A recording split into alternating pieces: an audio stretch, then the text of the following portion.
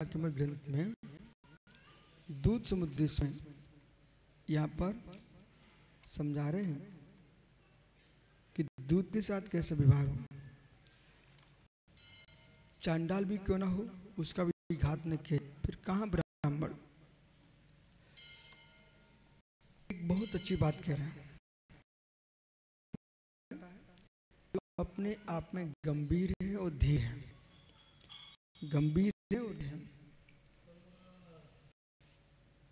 अपने जीवन को सुखमय जीना है तो हर व्यक्ति की बात को मसीह रखना चाहिए, अपने छोटम पर विचार करना चाहिए। सुनाने वाले सबको सुना के चले जाएंगे, लेकिन सब सुनाने वाले तो इसलिए सुनाते हैं कि तुम प्रभावित हो जाओ। व्यक्ति टेंशन में क्यों देना चाहता है? इसलिए देना चाहता है कि टेंशन में आया इसकी उन्नति समाप्त हो जाए। तो टेंशन की बातें करना पराश्रय भाव है, टेंशन में आना नहीं है हमारा स्वास्थ्य भाव है। बहुत सारे निंदा करके चले जाते हैं, सामने सामने अशुद्ध बोल के चले जाएंगे। वो उसका आप तो ये देखो ऐसा जो बोल रहा है मैं ऐसा हूं क्या, यदि नहीं हूं तो वो तो तनाव देना चाहता है। वे अज्ञानी जीव है इतिन सागर। आप निकल गए आहार को, अब तुम पीछे से मुड़ के देखने आ रहे हो कि रोड पे क्या पड़ा है, तो पता ही नहीं था, शांति से निकल जाओ। मतलब लौट के पीछे से आ रहे हैं, मालूम चला वहां चूहा पड़ा था, अब करो अंतराय, वो पास करो। अब तो जब हमें पता ही नहीं था, सुनना क्या क्या हुआ। एक जगह महंत पंडित गए, आगे आगे जा रहे थे, ऐसे पीछे खड़े हो गए। हमने कहीं खड़े हो गए तो कोई विकल्प होगा, हमें क्या लेने देना, हम थे ये खड़े हो। हमने क्या किया, हम और दूसरी पंडित उससे निकल गए। अरे जान करके आओ सांप मुझे डसा, आओ बैल मुझे मार जा, ऐसा क्यों? जो सामने खड़ा आदमी, अब एक महाराज ने क्या किया, अब जैसे महेंद्र जी खड़े माना कि जान के हटो यहाँ से, हटो, देखन दो क्या है, तो क्या है तो देख लो, अब जाओ उल्टे पीछे खड़े ना भैया। क्या किया, देखो पंडित जी खड़े हैं, कोई ना कोई लफड़ा अवश्य होगा, इसलिए हम उस पे पट्टी पे नहीं गए। एक पवई तो मैं जा रहा था, उसका घर है 2-3 किलोमीटर दूर, अरे बहुत दूर है। तो पूरा सिटी समाप्त हो गई। अब जा रहे ये लोग क्या किए, अंदर खंती से एक झाड़ उखाड़ के लाए और रोड पे वो रख रहे थे।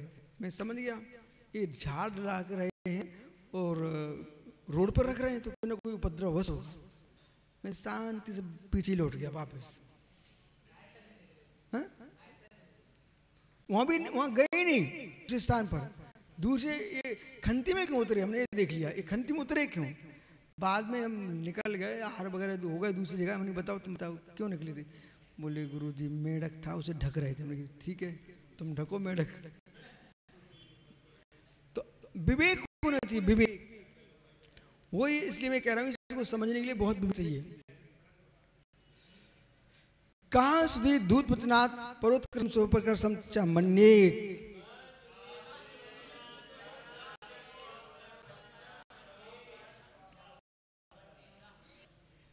न युद्ध करना है न क्लेश करना है।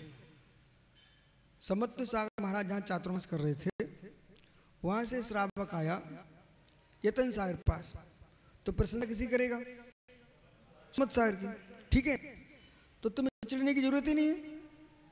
अब यतन सागर जहां चौमासा कर रहे थे वहां का श्रावक आया, कहां गया, समत्व सागर, तो प्रसन्न किसी करेगा, ठीक है। तो समत्व सागर को ये नहीं सोचना है कि हमारा चातुर्मास जहां चल रहा है हमारी बात क्यों नहीं करता है, वहां की बात क्यों कर रहा है। अरे तो वो तो दूत है, आप तो देखो कि तुम्हारे गुण तुम्हारे अंदर कि नहीं, उसके गुण उसके अंदर है कि नहीं, पर के कहने से क्या तुम्हारे गुण चले जाएंगे, उसके गुण बढ़ जाए। अरे तुम तो और अच्छा बोले, बहुत बहुत बढ़िया बहुत बढ़िया, ऐसा बोलना चाहिए था।